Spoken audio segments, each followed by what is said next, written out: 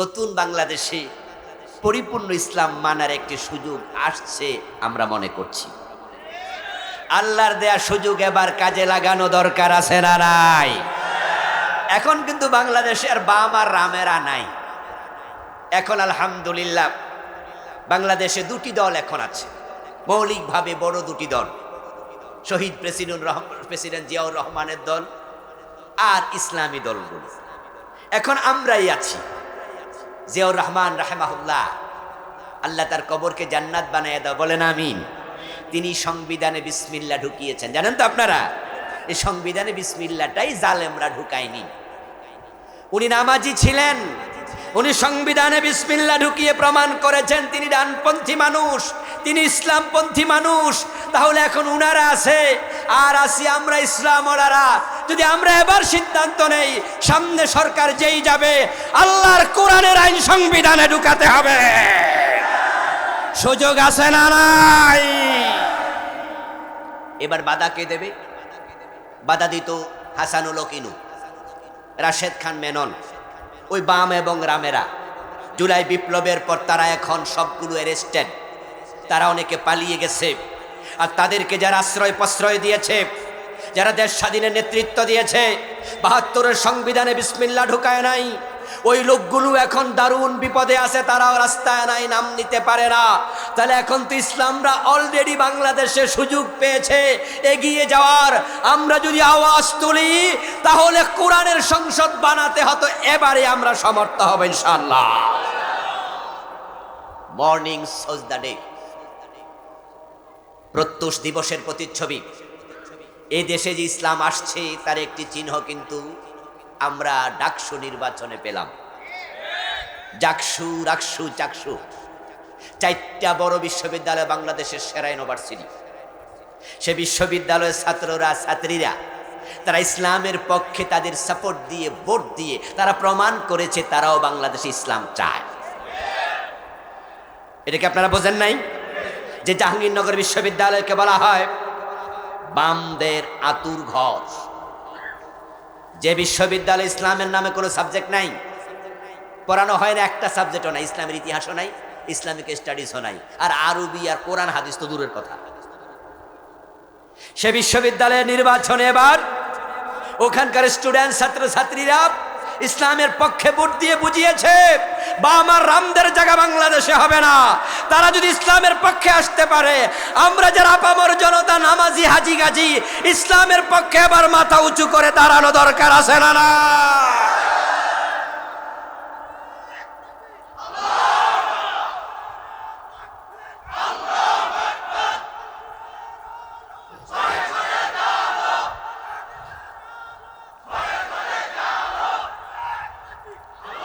আমার প্রিয় ভাইয়েরা, আপনারা অনেকেই ওয়াজ শুনে মাঝে মাঝে কেউ কেউ মনে করে খাইছে রে ইসলাম মানে কি জানি আইব, যে ইসলাম আসবে, শরিয়া আইন আসবে, দেখবেন যে কেউ কেউ ভয় পেয়ে যায়। আসলে ইসলাম কি ভয় পাওয়ার জিনিস না শান্তির জিনিস? ইসলাম অর্থ কি?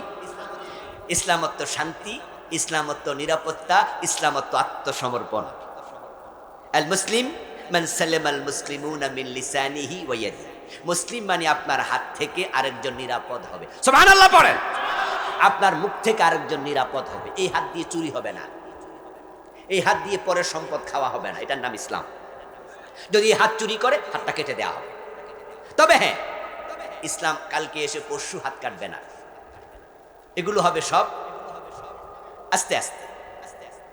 এই জন্য হাত কাটার বিধানটা ইসলামে 4 নাম্বার ছিল। কিন্তু আমাদের দেশের কিছু চোর ভয় পায়, আরে ভাই চুরি ছেড়ে দাও, তাই তোর হাত কাটা হবে না, ঠিক কিনা? তো ভয় পাও কেন? এখন যারা বলবো হুজুর চুরিদের ছেড়ে দেবো, খাবো কি? আমি তো গরিব মানুষ, আমার 7টা বাচ্চা, আমি কাম কাজ করতে পারি না। এখন আমি চুরি না করলে সংসার চলবে কেমনে? সরকার তো আর জাকাত দেয় না।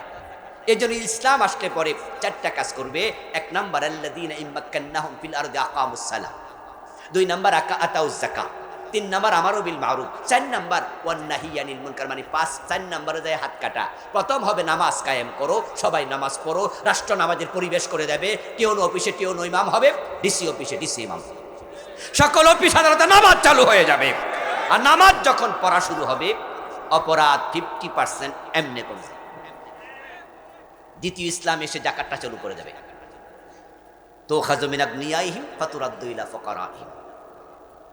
প্রিয় ভাইরা, মাদ্রাসা কর্তৃপক্ষ একটু সহযোগিতা চেয়েছে। আমাদের ওয়াজ আমরা কন্টিনিউ করছি, আর 10 মিনিটের মতো কম বেশি।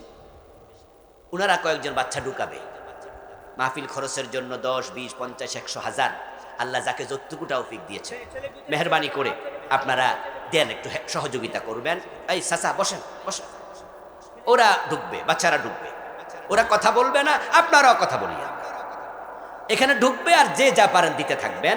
ওই ভাইয়েরা ব্যাগ নিয়ে ঢুকতেছে মহিলা প্যান্ডেলে, মা বোনদের মাঝ থেকে আপনারাও 2-4 জন উঠে যান, একটু সহযোগিতা করুন। আচ্ছা বন্ধুরা, বলছিলাম হযরত ওমরের সময় আটার বস্তা কাঁধে নিয়ে হযরত ওমর গরিবের বাড়িতে গেছে, এমন হাদিস আছে না নাই? এটা হচ্ছে ইসলামের দ্বিতীয় অংশ, যাকাত চালু করো। আমার বন্ধু, যখন যাকাত চালু হয়ে যাবে তখন যারা গরিব অসহায় তারা আর গরিব থাকবে না। আমরা ওমরের যুগে শুনেছি যাকাত বিভাগের কর্মচারী যাকাতের টাকা কাঁধে নিয়ে হাঁটতো, যাকাত খাওয়ার লোক নাই। কথা হবে কেন? যাবে যাবে, লোক আরো পাঠাক, ওরা আসছে, আপনারা বসে থাকেন। আমার প্রিয় ভাইয়েরা, আমাদের বাংলাদেশে যত চুরি হয়, লুট হয়, রাষ্ট্রীয় সম্পদের তছরুপ হয়, যারা জবাব জানেন তারা একটু জবাব দেন। হাজার হাজার কোটি টাকা তছরুপ হচ্ছে, এটা কি অভাবে না স্বভাবে? কথা বলেন না। ওরা কি অভাবে চুরি করে? এস আলম গ্রুপ ইসলামী ব্যাংকের 18টি শাখা থেকে তারা টাকা বিদেশে পাচার করেছে 80,000 কোটি। অথচ এস আলম কোম্পানি আজ থেকে 3 যুগ আগে, 3 12 36, 40 বছর আগেই তারা শত শত কোটি টাকার মালিক। তাদের রাস্তায় এস আলম বাদ ছিল যখন আমি ক্লাস 3-তে পড়ি, 2-তে পড়ি, ওই সময়। সেই 87, 82, 83-তে এস আলম বাস ঢাকা চট্টগ্রাম রুটে চলে। এর মানে তারা নতুন ধরি না পুরাতন ধনী। তো 80,000 কোটি টাকা চুরি করছে অভাবে বইরা। আমাদের এমপিরা যারা চুরি করে তারা অভাবে না স্বভাবে? চেয়ারম্যানরা যারা চুরি করে অভাবে না স্বভাবে? যদি সোনার বাংলা বানাতে চাও, সম্পদ নিরাপদ করতে চাও, যারা স্বভাবে চুরি করে তাদের হাত কাটার আইন সংসদে পাশ করাতে হবে। এটা ইসলাম, এটা ইসলাম। ইসলাম আসার অর্থ কি ভয় পাওয়ানো না। ইসলাম আসলে মাদক থাকবে না। আমার সামনে আপনারা যারা আছেন, মাদকের পক্ষে কেউ আছেন? আপনার ছেলে, আপনার ভাই মদ খাক, এটা কেউ চান? কিন্তু 54 বছর ইসলাম না থাকার কারণে মদ তারা বন্ধ করে নাই। বন্ধের ব্যাপারে আন্তরিকতা তাদের ছিল না। মুখে যাহা বলে আমরা মাদকের ব্যাপারে 0 টলারেন্স, এগুলো মিথ্যা বুলি। কারণ তারা মদের বিরুদ্ধে যে অফিসটা বানিয়েছে, অফিসের নাম দিয়েছে মাদক নিয়ন্ত্রণ অধিদপ্তর। আপনাদের কাছে আমার জিজ্ঞাসা, আমরা মাদক নিয়ন্ত্রণ চাই না নির্মূল চাই? বলেন, কথা বলেন, নিয়ন্ত্রণ না নির্মূল? তো তারা নির্মূলের কোন অফিস বানাইছে? তো চিন্তা এত খারাপ। আমরা যখন বাসে চড়ি, প্রাইভেট কারে চড়ি, গাড়ি যখন 100-তে চালায়, 90-তে চালায়, তখন আমরা ড্রাইভারকে বলি, ড্রাইভার সাহেব নিয়ন্ত্রণে চালান ভাই, সাবধানে চালান, নিয়ন্ত্রণে চালান। তো নিয়ন্ত্রণ মানে কি? স্টার্ট বন্ধ করে দাও। আমরা কি বুঝাইছি? যে 60-এ চালান, 70-এ চালান। তাহলে যারা বলছে মাদক নিয়ন্ত্রণ, এর মানে কি? কিছু কিছু চালা। এই জন্য হোটেল শেরাটনে মদ আসেনি, হোটেল সোনারগাঁয়ে মদের বার আছে, রেডিসনে আছে, 5 স্টার হোটেলে মদ খায় কারা? ওই গরিবেরা নয়। গরিবদের জন্য আইন বানিয়েছে, মদ খেলে পথে ধরো, রাস্তায় ধরো, রাস্তার মোড়ে ধরো, বাড়ি থেকে ধরে নিয়ে থানায় দাও, পিটাও। আর দড়ির দুলারেরা 5 স্টার হোটেলে মদ খাবে, মেয়ে নিয়ে নাচবে, কেউ ধরতে যাবে না। এক দেশে দুরো কমান দিয়ে কিয়ামত পর্যন্ত মাদক বন্ধ হতে পারে না। ওমরের ছেলেকে যেভাবে 80 বেত দিয়েছে মাদক বন্ধের জন্য, ওই 80 বেতের আইন দরকার আছে না নাই? আর এটার নামে তো ইসলাম। আমরা তো এটাই চাই, আমরা এটাই চাই। যে ইসলাম আসলে ঘরের দরজা খুলে ঘুমানো যাবে। হযরত ওমর তদ্ধ দুনিয়ার প্রেসিডেন্ট ছিলেন, গাছতলায় ঘুমায়া থাকতেন, কোনো বডিগার্ডের প্রয়োজন ছিল না। ইসলাম যখন আসবে হত্যা বন্ধ হয়ে যাবে, খুন বন্ধ হবে। হবে না কেন? কুতিবা আলাইকুমুল কিসাসু ফিল কতলা। ইসলাম আসার মানে হচ্ছে কোরআনের বিধান সংসদে যাবে, আইন হবে। অন্যায়ভাবে কেউ কাউকে থাপ্পড় মারলে আদালত বলবে তুমিও তাকে থাপ্পড় ফিরে দাও। আল আইনু বিল আইন ওয়াল উযুনু বিল উযুন ওয়ান নাফস বিন নাফস। আল্লাহ তাআলার বিধান হচ্ছে চোখ কেউ নষ্ট করবি, তুমি তার চোখ নষ্ট করে দিও, তবে তুমি না, আদালত বলবে। ওই রিক্সাওয়ালাকে রাস্তার মোড়ে এলাকার চেয়ারম্যানের ছেলে হেডম দেখাইয়া থাপ্পড় মেরেছে, 20 টাকা নিয়ে ঝগড়া করে আদালতে যাবে। আদালত চেয়ারম্যানের ছেলেকে ডেকে নেবে, রিক্সাওয়ালাকে বলবো ওই থাপ্পড়টা গালের মাঝে ফিরিয়ে দাও 100 জনের সামনে, 50 জনের সামনে। এরকম ঘটনা বাংলাদেশে 2 সাইডটা যদি ঘটানো যায়, পত্রিকায় দেয়া যায়, টেলিভিশনে দেখানো যায়, ইউটিউবে আপলোড করা যায়, কিভাবে চোরের হাত কাটা হচ্ছে, মদ খেলে 80 বেদ দেয়া হচ্ছে, কিভাবে থাপ্পড় দিলে থাপ্পড় ফিরিয়ে দেয়া হচ্ছে, অপরাধীরা তারের মতো সোজা হয়ে যাবে। قال رسول الله صلى الله عليه وسلم لو كان موسى حيا وأدرك نبوتي لاتبعني। নবীজি সাল্লাল্লাহু আলাইহি ওয়াসাল্লাম বলেন, যদি নবী মুসা জীবিত থাকতেন আর আমার নবুয়ত কাল তিনি পেতেন, আমি আবির্ভূত হওয়া পর্যন্ত সময় তিনি পেতেন, জীবিত থাকতেন, লাত্তাবানি, অবশ্যই তোমরা যেমন আমাকে অনুসরণ করো, নবী মূসাও আমাকে অনুসরণ করত। নবীজি সাল্লাল্লাহু আলাইহি ওয়াসাল্লামের উম্মত হতে পারা এটা নিয়ামত। তবে শুনেন, নবীর উম্মত তখনই হবে যখন মানুষ সুন্নাত মানবে। সুন্নাত না মেনে উম্মত হওয়া যায় না। তাহলে উম্মত হতে হলে কি মানতে হবে? সুন্নাত। উম্মত হবেন তখন, সুন্নাত মানবেন যখন। আবু জেহেল কি নবীজিকে পান নাই? কথা বলতে হবে। উম্মত হয়েছে। আবু তালেব কি প্রিয় নবীকে পান নাই? উম্মত হয়েছে। তাহলে নবীকে পাইলেই উম্মত নয়, সুন্নাত মেনে হওয়া লাগে উম্মত। এখন সুন্নাত কি? আমরা তো কেউ কেউ মনে মনে ভাবছি তাহলে আমরা সবাই উম্মত পরিচয় দিচ্ছি, কারণ আমরা সুন্নাত মানছি, টুপি, দাড়ি, পাজামা, পাঞ্জাবি, পাগড়ি এগুলো আমাদের তো আছে, এজন্য আমরা উম্মত। হ্যাঁ, এগুলোও সুন্নাত। কিন্তু কেউ যদি মনে করে সুন্নাত মানে হলো পাজামা, পাঞ্জাবি, দাড়ি, টুপি, তাহলে সে ভুল করবে। সুন্নাত শব্দের শাব্দিক অর্থ হলো নিয়ম, রীতি, পন্থা, আইন, বিধান। তো সুন্নাত যে সিস্টেম, নিয়ম, নীতি, বিধান, এই বিধানদাতা মূলত নবীজি নাকি আল্লাহ? মূলত বিধান কে দেয়? আল্লাহ তাআলা বিধান দিয়েছেন, নবীজির মাধ্যমে দিয়েছেন। এজন্য মূলত শারে', শরীয়ত প্রণেতা হলেন আল্লাহ। এই কোরআনে আল্লাহ তাআলা যে বিধানগুলো দিলেন, এই বিধানগুলো আমরা শুধু মানি না, যে নবীর উপর কোরআন নাজিল হয়েছে এই বিধান তার জন্য ছিল, এ কোরআন তিনিও মানতে বাধ্য ছিলেন।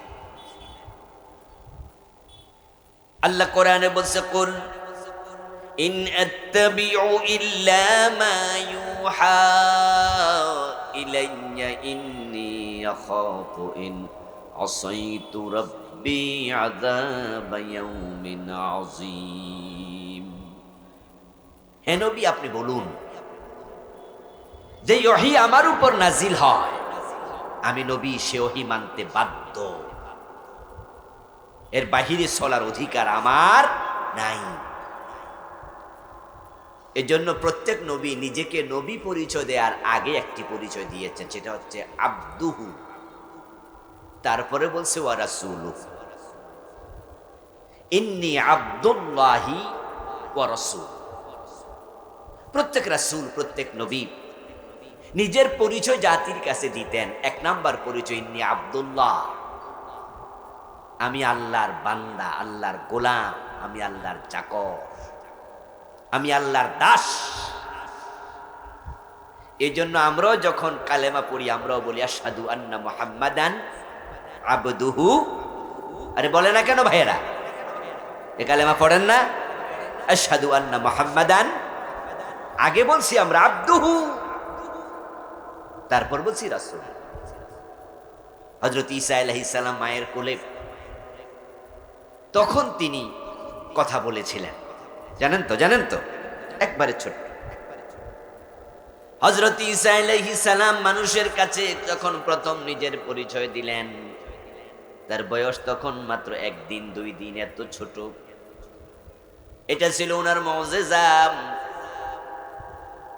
এটা নবীদের থেকে যখন প্রকাশিত হয় নবুয়তের আগেই, তখন বলা হয় ইরহাস। কি বলা হয়? ইরহাস। আর ওই ব্যক্তি থেকে নবুয়তের পরে যখন প্রকাশিত হয় তখন বলে মুজিজা। বিস্ময়কর যে ঘটনাগুলো আছে এগুলোকে 5 ভাবে আমরা নাম রাখি। যখন সাধারণ মানুষ, আল্লাহর ওলি, মুত্তাকি, ফরেজগার থেকে এই জাতীয় ঘটনা ঘটে তখন আমরা এটাকে বলি কারামাত। কি বলি?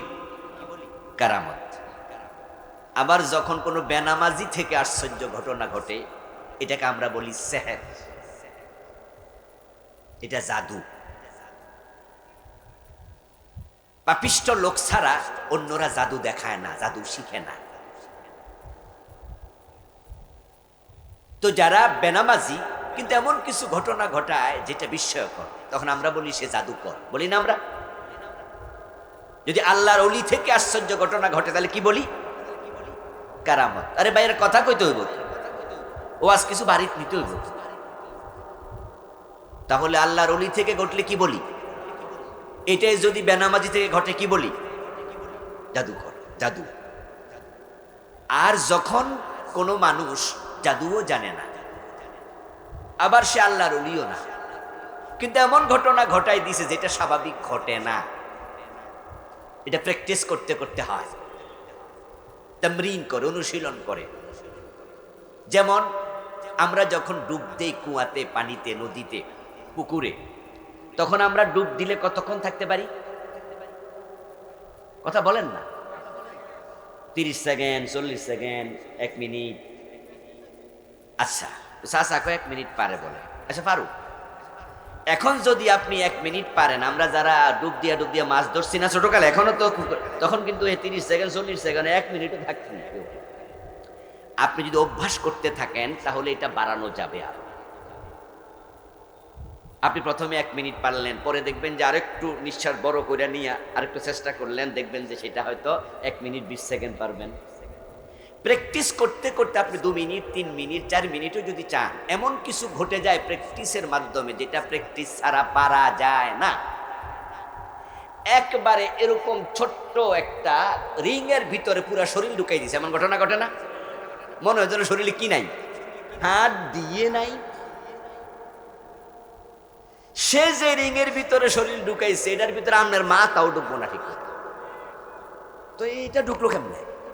মাজা ঢুকলো কেমনে? Practice makes a man perfect. এটাকে বলা হয় ইস্তেদরাজ। 5 ভাগে তো বিস্ময়কর ঘটনা 5 রকম। এটা এত জ্বালাইস না রে। প্রথমটা গেল কারামাত, দ্বিতীয়টা গেল সেহর, 3 নাম্বারটা ইস্তেদরাজ, 4 নাম্বারটা হলো ইরহাস, যেটা নবী ঈসা থেকে হয়েছিল। নবুয়তের আগে নবীদের জীবন থেকে এমন কিছু ঘটনা ঘটে যায় যেটা বিস্ময়কর। যেমন হযরত ঈসা আলাইহিস সালাম মায়ের কোলে কথা বলছেন, বয়স তখন মাত্র 1 দিন বা 2 দিন। আর যখন নবুয়তের পরে ঘটে তার নাম মুজিজা। যেমন হাতের ইশারায় চাঁদ দুই টুকরা হয়েছে নবীজির হাতের ইশারায়, এমন ঘটনা ঘটে নাই? ইনশাক্কাল কমর। হযরত ঈসা আলাইহিস সালাম পরিচয় দিলেন, ইন্নী আব্দুল্লাহ আতানিয়াল কিতাবা ওয়া জাআলানি নাবিয়্যা। আমি আল্লাহর গোলাম, আল্লাহর দাস, আমি আল্লাহর বান্দা, আমি নবী হব এবং আমি রাসূল হব। আল্লাহ তাআলা আমাকে নবীদের কাতারে নাম লিখে রেখেছেন। হযরত ঈসা আলাইহিস সালাম বললেন, ইন্নী আব্দুল্লাহ, আমি আল্লাহর দাস, আল্লাহর গোলাম। নবী মুহাম্মদ সাল্লাল্লাহু আলাইহি ওয়াসাল্লাম আল্লাহর গোলাম। সুবহানাল্লাযী আসরা বিআবদিহি ইলাইলাম মিনাল মাসজিদিল হারাম। ওই মেরাজের ঘটনায় আল্লাহ নবী মুহাম্মদকে পরিচয় দিলেন, সে আমার গোলাম, আমার বান্দা, আমার দাস। তাহলে ইসলাম, শরীয়ত, সুন্নাহ, আমি সেখানে আবার ফিরে আসছি। বিধান, আইন, এই আইন আমরা মানি। আল্লাহর আইন কি নবী মুহাম্মদ মানে না? কারণ তিনি তো আল্লাহর গোলাম। এখন যে মালিক আর যে গোলাম, তাদের মাঝে একটা সম্পর্ক তৈরি হয়। সম্পর্কটা হলো মালিকের থাকে নেতৃত্ব, কর্তৃত্ব, আর গোলামের থাকে আনুগত্য। গোলামের কি থাকে? আনুগত্য। আর মালিকের থাকে কর্তৃত্ব, নেতৃত্ব। এখন নবীজি যেহেতু বলছে আমি আল্লাহর গোলাম, ইন্নী আব্দুল্লাহ, তাহলে বোঝা গেল আল্লাহর নেতৃত্ব, কর্তৃত্ব মানার ক্ষেত্রে তিনি ছিলেন চরম আনুগত্যশীল। এজন্য আল্লাহর কোনো আদেশের বাহিরে তিনি চুল পরিমাণ করতেন না। এখন নবীজির সুন্নাহ আছে, নবীজিরও কিছু বিধান আছে, আইন আছে, যেগুলো আল্লাহ ওহীর মাধ্যমে আমাদেরকে শিখাইছেন। এবার কোরআন মাজিদ আল্লাহ বলে, সুন্নাতাল্লাহ, আল্লাহরও কিছু আইন আছে। সুন্নাতা মান কাদ আরসালনাম, আমি যে রাসূল পাঠাইছি রাসূলদেরও আইন আছে। ওয়ালা তাজিদু লিসুন্নাতিল্লাহি তাবদীলা, আল্লাহর সুন্নতের মাঝে কোনো পরিবর্তন নাই। তো সুন্নত মানে যদি দাড়ি, টুপি, পাজামা, পাঞ্জাবি হয়, তাহলে আল্লাহর সুন্নত মানে কি? আমাদের বাংলাদেশের মানুষের সুন্নাহর ধারণাটা অধিকাংশের ভুল। আমি শুরুতে বলেছি আমার মূল কথা, সুন্নাত না মানলে উম্মত নয়। এখন সুন্নত মানে কি না বুঝলে মানবেন কেমনে? আপনাদের কাছে আমার জিজ্ঞাসা, জানা আগে না মানা আগে? আগে কি জানবেন না মানবেন? তো সুন্নত কি না জানলে কেমনে মানবেন? এদেশের মানুষের ধারণাই হলো সুন্নত মানে ওই যে জোহরের আগে 4 রাকাত সুন্নত আছে। সুন্নত মানে মুখে দাড়ি থাকবে, মাথায় টুপি থাকবে, ফজরের নামাজে 2 রাকাত সুন্নত আছে। আসলে সুন্নাতের ধারণাটা সঠিক ধারণা নয়, এগুলো সুন্নতেরই অংশ। কিন্তু মূল সুন্নাত ধারণা হলো নবীজির পুরাটা জীবনই আমাদের জন্য সুন্নাহ। আল্লাহর পুরা কোরআনের যত বিধান আছে, আইন আছে, সবগুলো হচ্ছে আল্লাহর নাজিল করা সুন্নাত। তাহলে সুন্নাত না মানলে উম্মত নয়, এই কথা যদি আপনি একমত হতে চান, তাহলে আল্লাহ এবং তার রাসূল যাহা বলে তা মানিতেই হবে, নচেত উম্মত হওয়ার সুযোগ নাই। প্রিয় বন্ধু, যে কোরআন মাজিদ আল্লাহ তাআলা আমাদেরকে রাসূলের সুন্নাহ শিখতে বলেছেন, আল্লাহর সুন্নাহ তিনি শিখাইছেন, ওই কোরআন মাজিদ থেকেই আমি পড়েছি সূরাত আল ইমরানের 2টি আয়াতে কারিমা। এ কোরআনকে সামনে রেখে কথা বলবো, কোরআনকে সামনে রেখে জীবন চালাবো। যে ব্যক্তি কোরআনকে সামনে রাখে, কোরআন হলো আমাদের জিপিএস এর মতো, গুগল ম্যাপের মতো। শিক্ষিত মানুষেরা জিপিএস আর গুগল ম্যাপ চিনে। এখানেও অনেকে আছেন যারা গুগল ম্যাপ চিনেন। বিজ্ঞান যত আগাবে কোরআন বুঝা তত সহজ হবে। কোরআনের সাথে বিজ্ঞানের কোনো সংঘর্ষ আছে নাকি? বরং আল্লাহর কোরআনের ভিতরে বিজ্ঞান আছে না নাই? ইয়াসিন ওয়াল কোরআনিল হাকিম, কোরআন হচ্ছে বিজ্ঞানময় কিতাব। এর মাঝে জ্ঞান বিজ্ঞানের আকর, বিশাল বড় বড় খনি, এটা পুরাই বিজ্ঞানময় কিতাব। জিপিএস, গুগল ম্যাপ, এগুলো মোবাইলের ভিতরে আছে। তা আমরা যারা রাস্তা চিনি না, আমরা যখন দূরে যাই তখন আমরা ঠিকানা জানি, জেনে আমরা তখন গুগল ম্যাপ ইউজ করি। আমরা আমাদের ভাই 100 কিলোমিটার দূরে, 500 কিলোমিটার দূরে আছে, আমি দিনাজপুরে যাব, তো ওনার এলাকা আমি চিনি না, আমি চিনি সিরাজগঞ্জ পর্যন্ত, আমি চিনি ধরেন বগুড়া পর্যন্ত চিনি, আমি দিনাজপুর শহর, সেখান থেকে আরো 50 কিলো যেতে হবে। আমরা বলে দেই ভাই গুগল লোকেশন পাঠিয়ে দেন, ঠিকানা দিয়ে দেন। তখন আমরা এখানে জিপিএসে আমাদের গুগল ম্যাপ আপলোড করা আছে, ডাউনলোড করা আছে, আমরা টিপ দেই। টিপ দেওয়ার পরে ঠিকানা মতো একবারে ঠিক কোন জায়গায় যেতে হবে সবটা আমাদেরকে দেখায়। রাস্তায় যদি কোনো যানজট থাকে সেইটাও দেখায়। তারপরে সাথে সাথে পিছনে লেখা ওঠে যেখান থেকে ওই জায়গা ডেস্টিনেশন কত কিলোমিটার দূর। পাশে এবার লেখা থাকে যেতে কত ঘন্টা কত মিনিট লাগবে। আবার রওনা দিলে নতুন যানজট তৈরি হলো, ওই জায়গাটাকে রেড সিগন্যাল দিয়ে দেখায় যে ঠিক অতটুকু জায়গা যানজট আছে। তারপরে কোথায় রাস্তার বাঁক আছে, ঘুরা আছে, এটা পর্যন্ত গুগল ম্যাপ আমাদেরকে দেখায়। সেটা অনুসরণ করে আমরা পথ চলতে পারি। যদিও মাঝে মাঝে গুগল ম্যাপে ডিস্টার্ব হয়, নেটওয়ার্ক না থাকলে ফল করে অথবা কখনো ভুল দেখায়, কিন্তু কোরআন এমন এক গুগল ম্যাপ, এটাকে অনুসরণ করলে এটা নিশ্চিন্তে নির্দ্বিধায় আপনাকে আমাকে টেনে টেনে আল্লাহর জান্নাত পর্যন্ত নিয়ে যাবে। সামান্য ভুল হবে না। এটা হেদায়েতের কিতাব। আল্লাহ তাআলা আমাদের জান্নাতে যাওয়ার জন্য এই কিতাবটা পাঠাইছে এবং আমাদেরকে বলেছে ওয়াতাসিমু বিহাবলিল্লাহি জামিআন ওয়ালা পরে কি তাতাফাররাকু, বলার ডিজাইন দেখে। ওয়াতাসিমু, তোমরা ভালো করে ধরো, আঁকড়িয়ে ধরো, বিহাবলিল্লাহ, আল্লাহর রশি। অধিকাংশ মুফাসসিরি বলেছেন হাবলুল্লাহ কোরআন, আল্লাহর রশি মানে হলো কোরআন। ও আমার উম্মত, ও আল্লাহর বান্দা, নবীজি আমাদেরকে আল্লাহর কোরআন শোনায়, তোমরা আল্লাহর কোরআনকে সবাই মিলে ধরো, জামিআ, বিচ্ছিন্ন নয় বরং ঐক্যবদ্ধভাবে ধরো। ওয়ালা তাতাফাররাকু, কোরআন ধরার ক্ষেত্রে বিচ্ছিন্ন হওয়া যাবে না।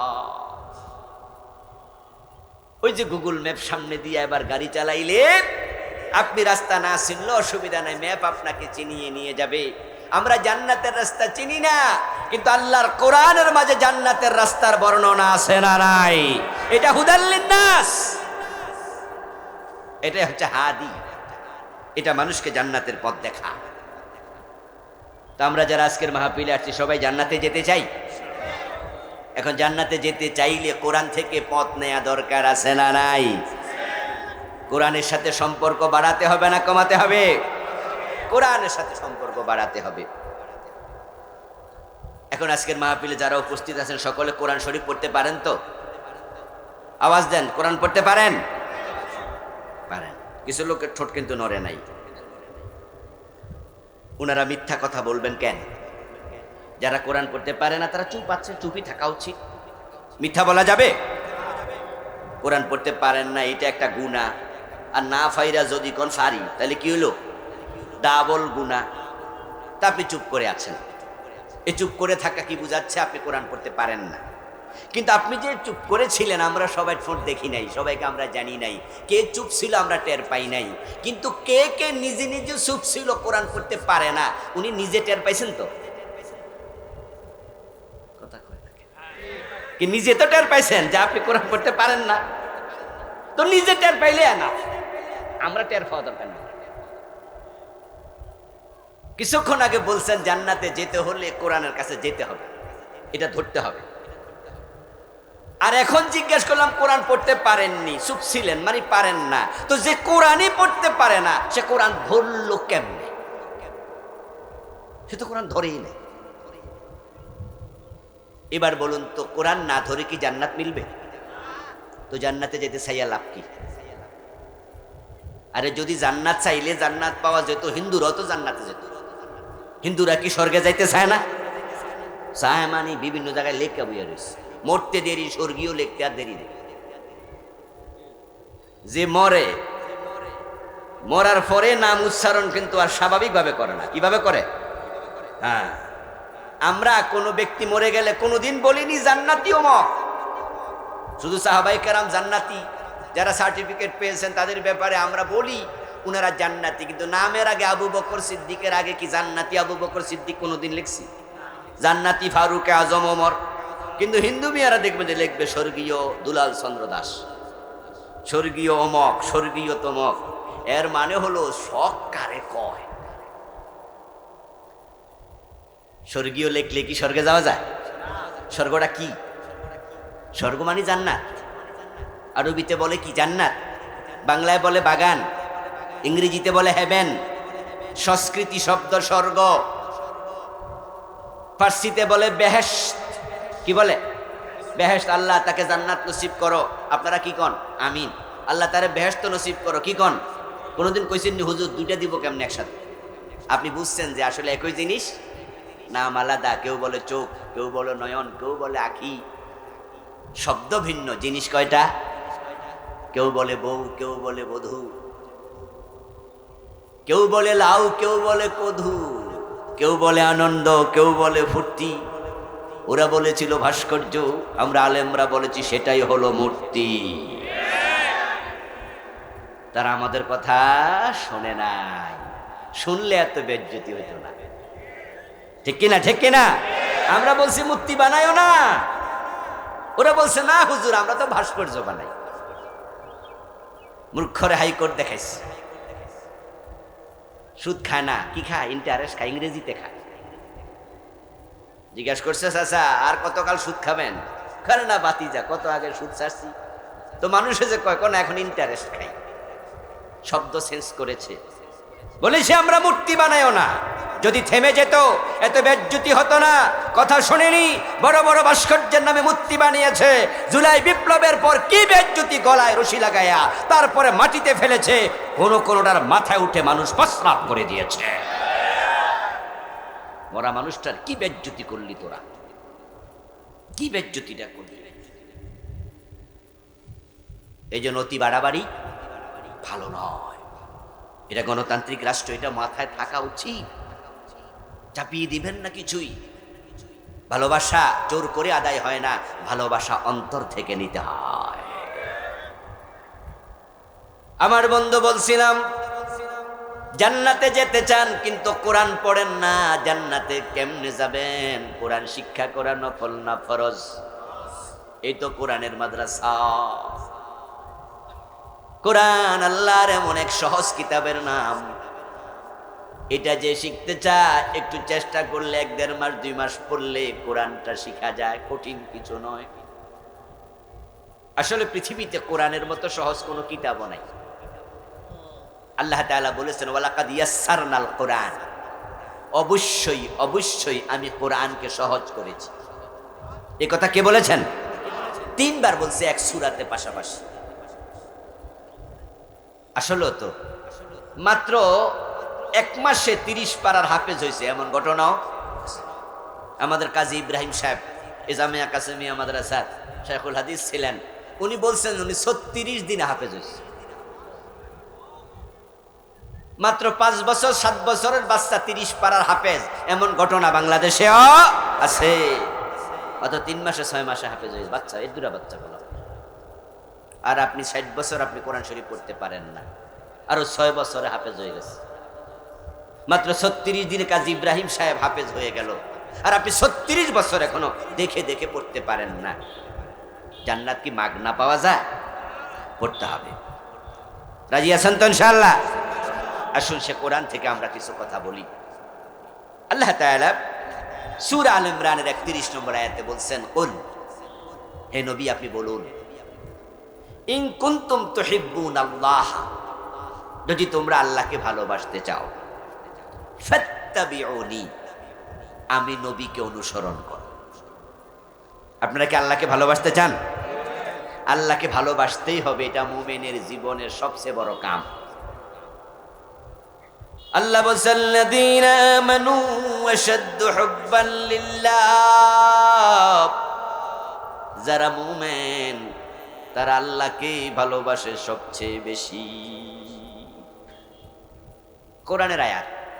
যারা মুমিন তারা নিজের মা বাবা, ছেলে মেয়ে, আত্মীয় স্বজন, বউ পরিজন, নিজের জীবন সবকিছুর চেয়ে ভালোবাসে বেশি কাকে? এটা আল্লাহ বলতেছেন। তাহলে এখন নিজেকে প্রশ্ন করুন তো, আপনি কি আল্লাহকে এমনটি করেন? যদি উত্তর ইয়েস হয় তাহলে আপনি মুমিনের খাতায় আছেন। আর যদি উত্তর হয় যে না, আমি আল্লাহকে এত ভালোবাসি না, তাহলে আল্লাহর বর্ণনার সাথে আপনার ঈমানের মিল হয় না। শুধু আল্লাহকে নয়, তার রাসূলকেও তাই। নবীজি সাল্লাল্লাহু আলাইহি ওয়াসাল্লাম বলেন, লা ইউমিনু আহাদুকুম হাত্তা কুনা হাব্বা ইলাইহি মিন ওয়ালিদিহি ওয়া ওয়ালাদিহি ওয়ান নাসি আজমাইন, ততক্ষণ পর্যন্ত তোমাদের কেউ মুমিন হতে পারবে না যতক্ষণ না আমি নবী মুহাম্মদ তার কাছে তার মা বাবা, ছেলে মেয়ে সবার চেয়ে অধিক ভালোবাসা না পাবো। নবীকে ভালোবাসতে হবে নিজের ছেলে মেয়ে, মা বাবা, আত্মীয় স্বজন সব কিছুর চেয়ে বেশি। এই ভালোবাসা না থাকলে নবীজি বলে, লা ইউমিনু আহাদুকুম, তোমাদের কেউ এখনো মুমিনই না। কোন কাফের জান্নাতে যাবে? উত্তর যা জানেন তা বলেন। কোন কাফের জান্নাতে যাবে? উত্তর সঠিক, কোন কাফের জান্নাতে যাবে না। সকল কাফের জাহান্নামে, তবে কিছু মুমিন জাহান্নামে যাবে। হাদিসে আছে, মুমিন মানুষ তবে গুনাহও আছে। যেমন আমরা তো এখানে আলহামদুলিল্লাহ সবাই তো মুমিন, কিন্তু আমাদের গুনাহ নাই। আমাদের মাঝে সওয়াবের চেয়ে গুনাহ বেশি এমন মুমিন আছে না? আবার কারো কারো অবস্থা হলো না, গুনার চেয়ে সওয়াব বেশি। তো যাদের গুনার চেয়ে সওয়াব বেশি, ফাআম্মা মান সাকুলাত মাওয়াজিনুহু ফাহুয়া ফি ঈশাতির রাদিয়া, আল্লাহ বলে সওয়াব বেশি, ডাইরেক্ট জান্নাত। সুবহানাল্লাহ পড়েন, ডাইরেক্ট জান্নাত। কোনো শাফাত লাগবে না, কোনো নবীর শাফাত, কোনো কিতাবের শাফাত লাগবে না। সওয়াব বেশি হলে বিনা শাফাআতে আল্লাহ তাকে জান্নাত দিয়ে দেবে। কিন্তু আম্মা মান খাফফাত মাওয়াজিনুহু ফাউম্মুহু হাওিয়া, যাদের আমল নামায় গুনাহ বেশি, তাদের সওয়াব কম, তারা হবে জাহান্নামী। তবে হ্যাঁ, ঈমানের বদৌলতে শাস্তির পরে তারা আবার জান্নাত পাবে। তাহলে মুমিনরা ঈমানের বদৌলতে জান্নাত পাবে, কিন্তু কাফেরের কি ঈমান আছে? এজন্য তার কপালে জান্নাত নাই। তো রাসূল বলছে, তোমরা আমাকে যদি ছেলে মেয়ে, মা বাবা সবকিছুর চেয়ে অধিক ভালো না বাসো, তুমি মুমিনই না।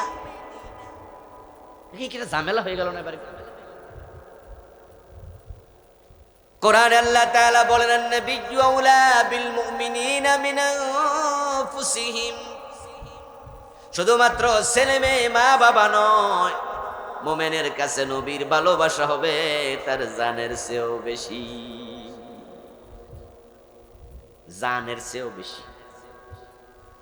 এই আয়াতের ব্যাখ্যা একজন মুফাসসিরের কিতাবে পড়ছি, নাম আমার মনে নাই, অনেক আগে পড়া। উনি চমৎকার একটা উদাহরণ দিয়েছেন এই আয়াতের ব্যাখ্যায়। 2 বোতল পানি নিয়া, 2 মশক পানি নিয়া একজন সাহাবী, তার সঙ্গে নবী সাল্লাল্লাহু আলাইহি ওয়াসাল্লাম, দুজন সফরে বাইরেছে মরুভূমিতে।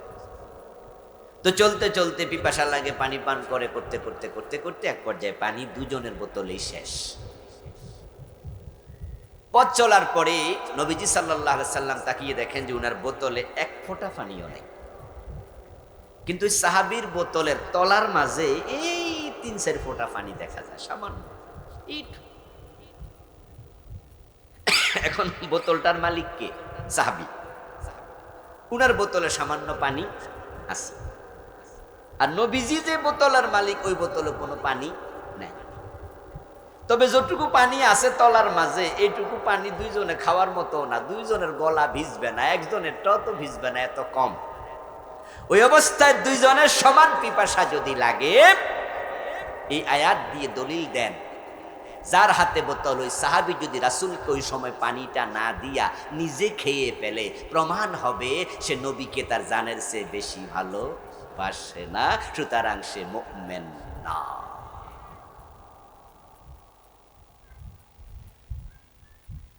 আল্লাহর নবীর ভালোবাসা একজন মুমিনের কাছে তার জানের চেয়ে বেশি হবে, এটা তো তালহা রাদিয়াল্লাহু তাআলা আনহু প্রমাণ দিয়েছেন। উহুদের দিন যখন যুদ্ধের ভয়াবহ মুহূর্তে সাহাবারা যুদ্ধের মাঠে দিক সেদিক ছুটাছুটি করছিলেন, উহুদের দিন প্রিয় নবীজি সাল্লাল্লাহু আলাইহি সাল্লাম একা হয়ে গেলেন।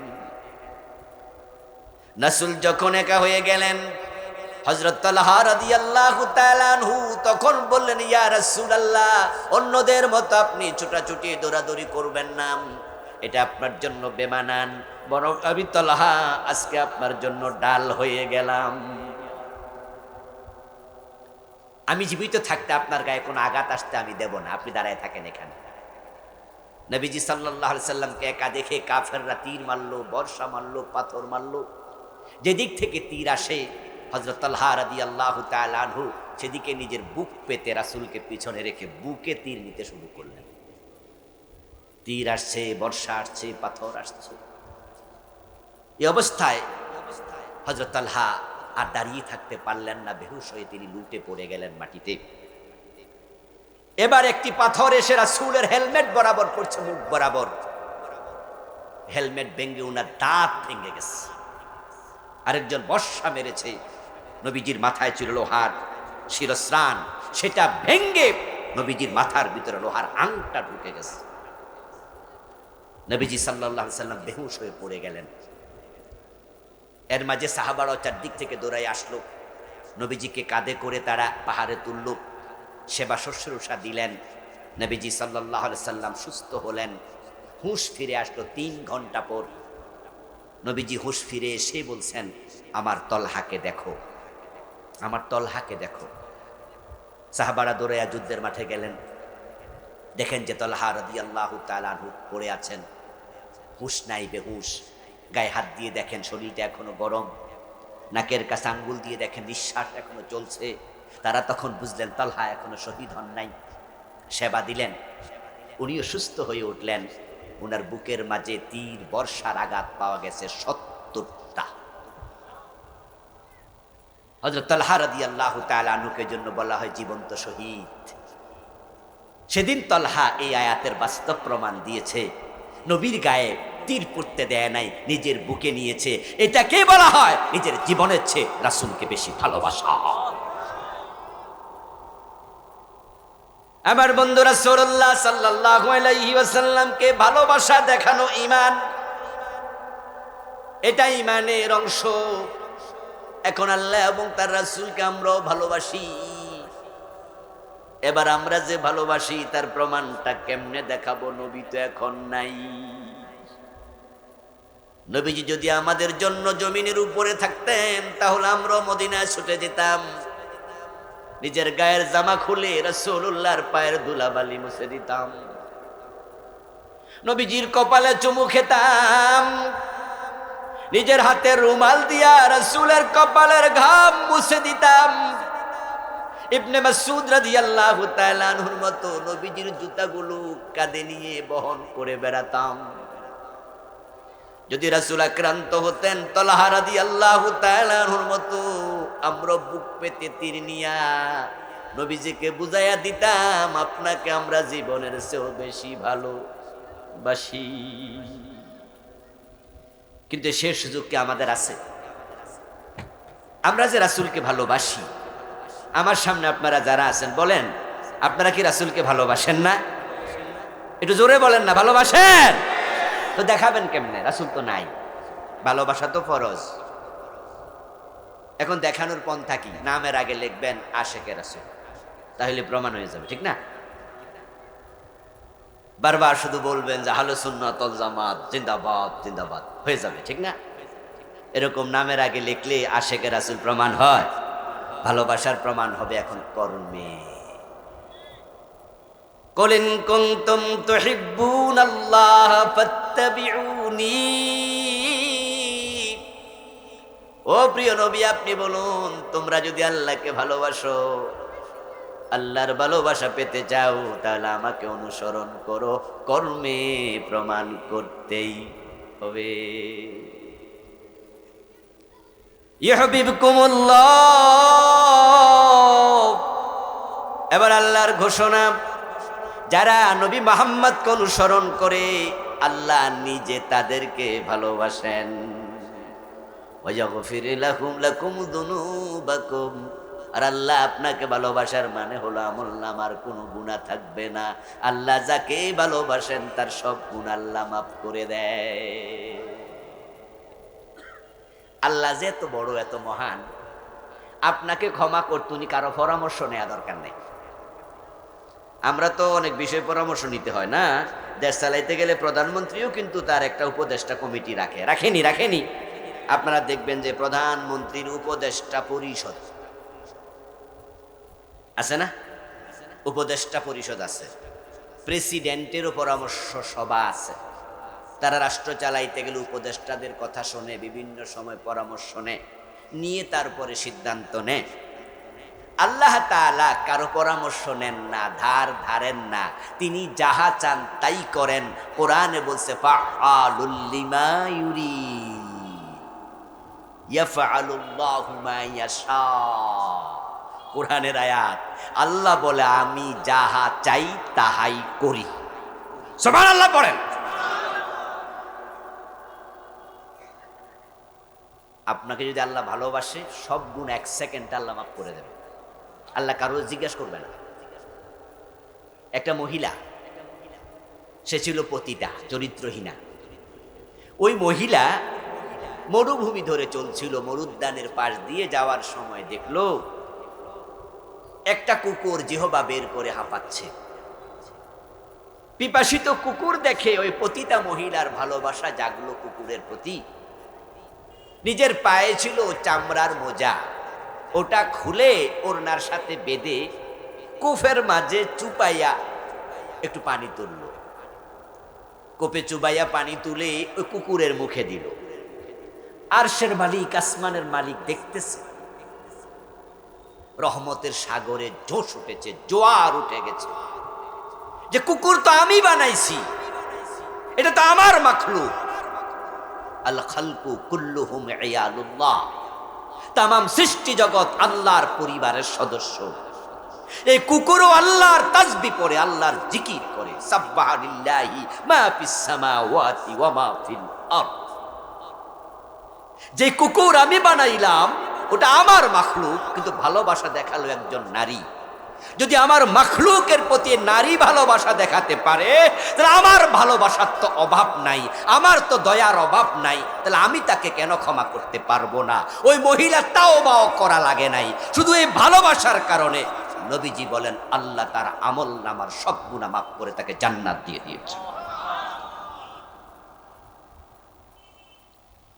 আল্লাহ তাআলা কখন কোন উসিলায় কাকে ক্ষমা করে এটা বোঝা যায় না। এজন্য নবীকে ফলো করার জন্য সিদ্ধান্ত নেন, ভালোবাসেন রাসূলকে, আল্লাহকে। ইয়াগফির লাকুম যুনুবাকুম, সব গুনাহ আল্লাহ মাফ করবেন তিনি বলেছেন। কোন উসিলায় কেমনে মাফ পেয়ে যাবেন জানেন না? রাসূলুল্লাহ মেরাজের রাতে জান্নাতে ঢুকলেন। জান্নাতে ঢুকে দেখেন একজন ব্যক্তি জান্নাতের মাঝে পায়চারি করছে। قال رسول الله صلى الله عليه وسلم دخلت الجنة ورأيت فيها رجلا يتقلب। আমি জান্নাতে ঢুকে দেখি আল্লাহর এক বান্দা হাঁটছে। ফেরদাউসে গিয়েও তাকে দেখি, খুলদে গিয়েও তাকে দেখি, দারুস সালামেও তাকে দেখি। জান্নাতের যেখানে যাই দেখি আল্লাহর বান্দা এখানে সেখানে হাঁটে। জিবরিলকে জিজ্ঞাসা করলাম, জিবরিল, এই লোকটা এমন কি নেক আমল করেছে আল্লাহ পুরা জান্নাত তার জন্য অবারিত মুক্ত করে রেখেছে, সব জায়গায় তাকে হাঁটতে দেখা যায়। জিবরিল আমিন জবাব দেন, ইয়া রাসূলুল্লাহি, আপনি ভাবতেছেন অনেক বেশি আমল করেছে, আসলে তা না। দেখা ওই রাস্তার কোনো এক মোড়ে একটা মোটা গাছ ছিল। নতুন পথিক রাতের বেলায় চলতে যায়া গাছে হোঁচট খেয়ে ব্যথা পেত। এই আল্লাহর বান্দা একদিন সিদ্ধান্ত নিল, গাছটা কেটে রাস্তাটা পরিষ্কার করে দেই, পথিকের জন্য সুযোগ করে দেই। সে মানুষের পথ চলাচল সহজ করে দিল, আর সের মালিক খুশি হইয়া তার জন্য পুরা জান্নাত খুলে দিল।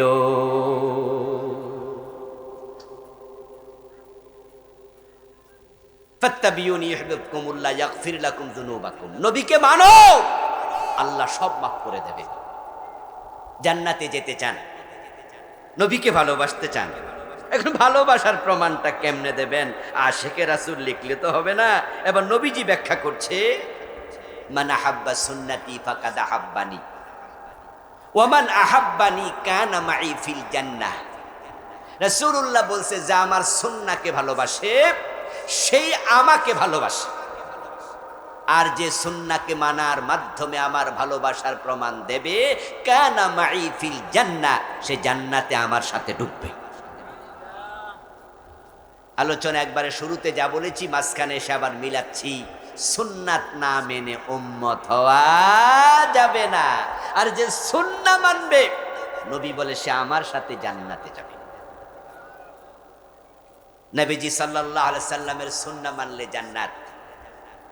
এখন বাংলাদেশের লোকদের সমস্যা হলো, সুন্নাত তারা মানে না তা নয়, সুন্নাত তারা মানে কিন্তু মসজিদে আর মাদ্রাসায়।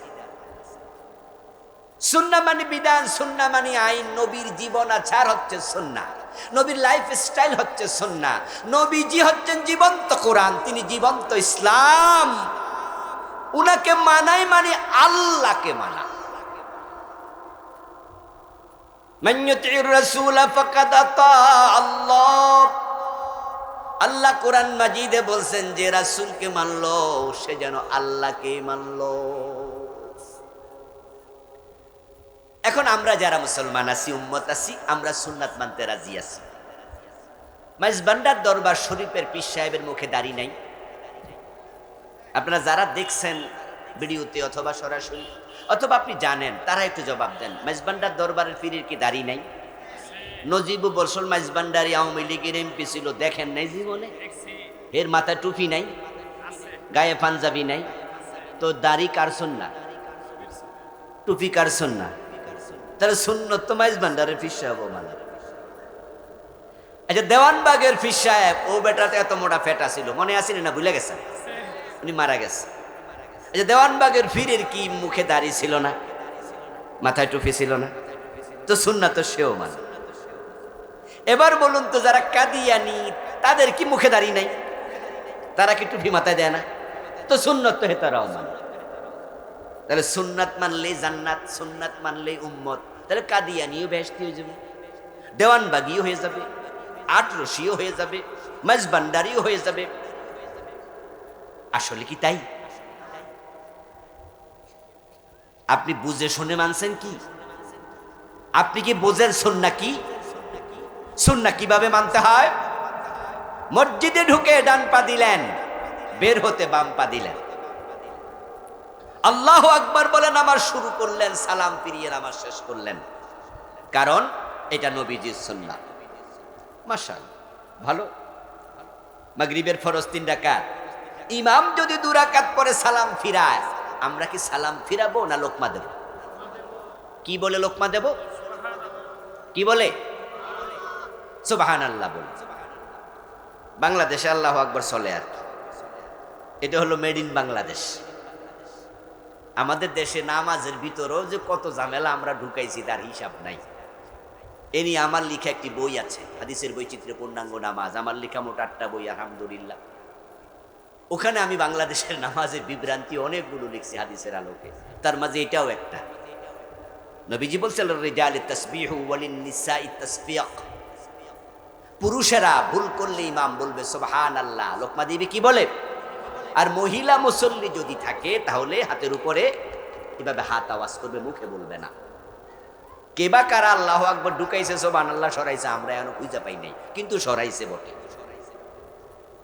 ইমাম যদি 2 রাকাত পরে মাগরিবের সালাম ফিরায়, আমরা সবাই লোকমা দিলাম, কারণ আমরা ইমামকে মানি না, আমরা নবী মুহাম্মদকে মানি। তিনি মাগরিবের ফরজ পড়েছেন।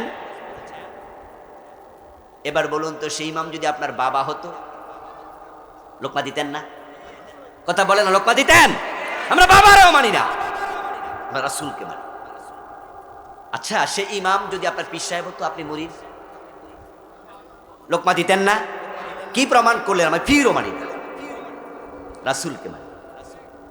যখন পীরের কথা, পীরের কাজ রাসূলের সাথে মিলবে না, তখন আমরা পীরকে মানব না।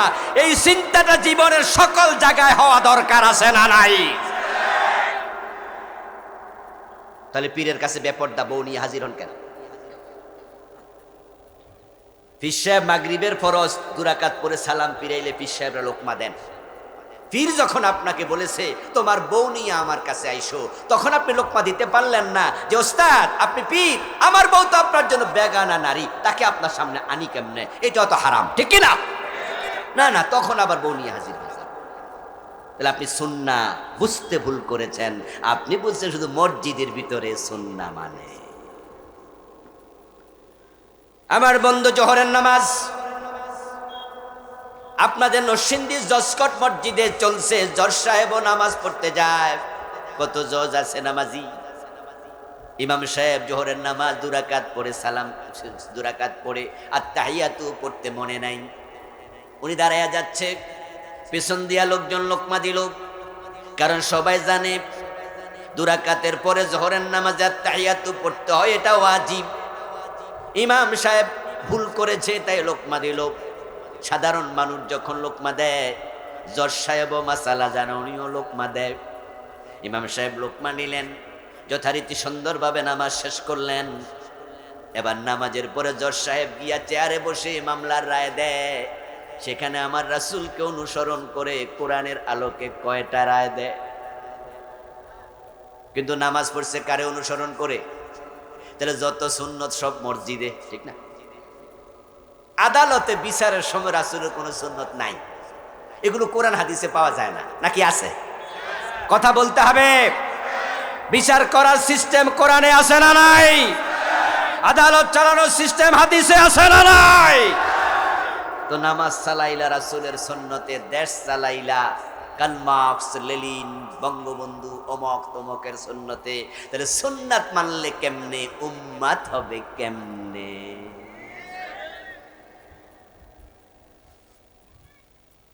ইমাম সাহেব লোকমা দিল হুজুরকে। হুজুর ওয়াজিব ছুটেছে, হুজুরের ভুল করছে, ওয়াজিব 2 রাকাত পরে আত্তাহিয়াতু পড়তে হয়, মাসালা উনি জানে। এবার আদালতের চেয়ারে বসে সেদিন তিনি চুরির মামলার রায় দিচ্ছেন। প্রমাণিত হয়েছে লোকটা চোর। আপনাদের কাছে আমার জিজ্ঞাসা, নবীজির আইন, আল্লাহর আইনে চোর ধরে জেলে দাও না হাত কাটো? আমাদের দেশের বিচারকরা কি জেলে দেয় না হাত কাটে? তো তারা যে জেলে দিল, চোর ধরে হাত কাটা, এটা কি নফল না ফরজ? আর ইমাম সাহেব যে ভুল করছিল ওইটা কি ছিল? ওয়াজিব। ওয়াজ ভুলে গেলে তো হবে না। ইমাম সাহেব যে ভুল করছিল লোকমা দিছে, সেটা কি ফরজ না ওয়াজিব? আর উনি যেটা করছে, ছাড়ছে, তরক করছে, এটা ওয়াজিব না ফরজ? গুরুত্ব কোনটার বেশি? তো উনি ওয়াজিবে লোকমা দেয়, ফরজের খবর নাই। এই যে ফরজের আলোকে আল্লাহর বিধানে চোর ধরে হাত কাটে না, ডাকাত ধরে শুলে দেয় না, জেনা করলে 100 বেত লাগায় না, বিবাহিত হলে পাথর মারে না, মদ পান করলে 80 বেত দেয় না, আল্লাহর বিধান সুন্নাহগুলো রাসূলের মানছে না, এ নিয়ে অনেক লোকের মনে কোনো ব্যথাও, ওই অসুবিধা কি চলছে তো। তাহলে আপনার ইসলাম শুধু মসজিদে আর মাদ্রাসায় ঢুকছে। এই ওয়াজ শুনে তো আবার অনেকের কাছে রাজনীতির গন্ধ মনে হয়, জারি বুঝছি রে, ইশারা ইঙ্গিতে রাজনীতি চলছে। কি বুঝাবো আপনাকে? পোড়া কপাল্লা মুসলমান, পূর্ণাঙ্গ ইসলামের কথা যে আলেমরা বলে, ওদেরকে অনেকের কাছে রাজাকার মনে হয়। মৌলবাদী জঙ্গিবাদী মনে হয়। এই যে মৌলবাদ একটা কথা শুনছেন না, এটা কাদেরকে কয়? এটা আমরা রে কয়। যারা শুধু মসজিদ আর মাদ্রাসা ইসলাম মানে হেরারে কিন্তু মৌলবাদী কয় না। যারা সব জায়গায় মানে তাদেরকে মৌলবাদী বলে। কান খুলে শোনে মুসলমান, আমি থাকি ঢাকার ফার্ম গেটের কারণ বাজার এলাকায়, ওখানে আমার মাদ্রাসা, তাই সেখানে থাকি। তো কারণ বাজার আপনারা অনেকে যান, দেখবেন যে কারণ বাজারে গেলে ওখানে ফিস করা মাছ বিক্রি করে, ইলিশ মাছ টুকরা টুকরা বেচে। এবং মাছের দোকানে গেলে দেখবেন যে মাছের মাথা, রুই মাছের মাথা বেচে, লেজ বেচে, কলিজা বেচে। এবং আপনার এই যে মুরগি আছে না, মুরগির ঠ্যাং পাবেন, গিলা পাবেন, কলিজা পাবেন, অনেক আলাদা আলাদা বিক্রি করে। গরিব মানুষের জন্য সুবিধা, কিনতে পারে। তো ইলিশ মাছ তো দামি মাছ, এই জন্য রিক্সাওয়ালারা এখানে পুরা ইলিশ কেনার টাকা অনেকের কাছে নাই। তাই দেখা যায় যে তারা টুকরা ইলিশ কিনে তারপরে বাজার থেকে নেয়। তো এক রিক্সাওয়ালা তার বাচ্চার জন্য টুকরা ইলিশ কিনে নেয়, আর বাচ্চারা ইলিশ খায়। একদিন হঠাৎ করে একটু ভালো পয়সা টয়সা পাইছে, আজকে কামাই ভালো, তাই ভাবলো যে আজকে একটা পুরা ইলিশ কিনে নেই। সে পুরা ইলিশ কিনে বাড়িতে নিছে। নেয়ার পরে ফোলাফান জিজ্ঞাসা করছে, আব্বা এটা কি? কয় ইলিশ মাছ। তো ফোলাফান কয় আগে কি কি? তাহলে যে গত 3 বছর 4 বছর যে খাইছি, তো এইটা ইলিশ হইলে হিডা কি? এখন বাপে আবার বুঝায়, রে বাজার টাকা পয়সা তো কম ছিল, তাই আগে টুকরা টুকরা আনছি, আসলে ওইটা ইলিশ না, এইটা হলো আসল ইলিশ। কিন্তু পোলাপান বুঝতে রাজি না, কারণ তারা তো টুকরাকে ইলিশ মনে করেছে। নামাজ আর রোজা, মসজিদ মাদ্রাসার ইসলাম দেখতে দেখতে পূর্ণাঙ্গ ইসলাম ওলাকে জঙ্গিবাদী রাজাকার মনে হয়। আসলে ইসলাম অর্ধেক মানার ধর্ম না। ইসলাম মানলে উদখুলু ফিস সিলমে কাফা, পুরাই মানতে হয়। নবীজির সুন্নাহ অর্ধেক মেনে জান্নাতে চলে যাবেন, উম্মত হয়ে যাবেন, এত সুবিধা নাকি? ফজরের নামাজের ফরজ কয় রাকাত? কথা বলতে হবে, কয় রাকাত? 1 রাকাত পরে বাড়ি চলে গেলেন, সওয়াব কতটুকু? 1 রাকাত যে পড়ছেন, আচ্ছা সুন্দর করে পড়ছেন, সূরা ইয়াসিন দিয়ে পড়লেন, আর 1 রাকাত না পড়ে বাড়ি চলে গেলেন, সওয়াব হবে তো? যে মোটে পড়ে নাই সে যেমন শূন্য, আপনিও ঠিক তাই শূন্য। রোজা রাখেনি আপনার পাশের বাড়ির একজন, আপনি সকালে সেহারি খেলেন, দুপুর 12টা বাজে ইফতার করলেন, আপনি কিন্তু মোটামুটি 7 ঘন্টা 6 ঘন্টা রাখছেন। আর মনে মনে ভাবছেন, বেটা তো 1 ঘন্টাও রাখে নাই, আমি তো 7 ঘন্টা রাখছি, আমি 50% সওয়াব পাইছি, ঠিক না? পাইবেন তো? আসলে ইসলাম অর্ধেক মানা ধর্ম না। ওই যে টুকরা ইলিশ খাইতে খাইতে বড় ইলিশ ভুলে গেছেন মূল ইলিশ। বাংলাদেশের মানুষ অর্ধেকটা ইসলাম মানছে। 54 বছর আদালত ইসলাম চলে না, সচিবালয়ে চলে না, গণভবনে চলে না, বঙ্গভবনে চলে না, শিক্ষানীতিতে চলে না, সংস্কৃতিতে চলে না, রাজনীতিতে চলে না, ব্যাংকে ইসলাম চলে না, ব্যবসায়ী চলে না, মসজিদ আর মাদ্রাসার ইসলাম দিয়ে জান্নাত পাওয়া যায় না।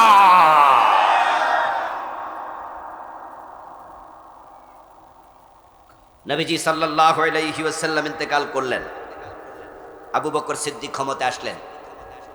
ক্ষমতা আসার পরে তিনি দেখলেন একদল লোক জাকাত দেবে না।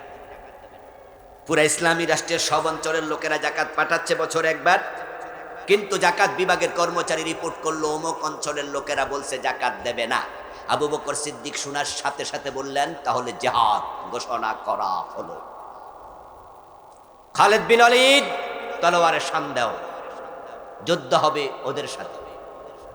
হযরত ওমর রাদিয়াল্লাহু তাআলা আনহু শুনে দৌড় মারলেন, এসে আবু বকর সিদ্দিকের দরবারে, ইয়া খলিফাত রাসূলুল্লাহ, আল্লাহর নবীর খলিফা আবু বকর, আপনি কাদের সাথে যুদ্ধ করবেন? এই লোকগুলো তো নামাজ পড়ে, রোজা রাখে, হজ করে, হয়তো যাকাত দেবে না, অন্যগুলা তো করে, তাদের তো মাথায় টুপি, তাদের তো মুখে দাড়ি, তাদের মুখে তো কালেমা, আপনি কিভাবে যুদ্ধ করবেন? আবু বকর বলে, ওমর, এই বিষয়ে আপনার পরামর্শ শোনা দরকার নাই।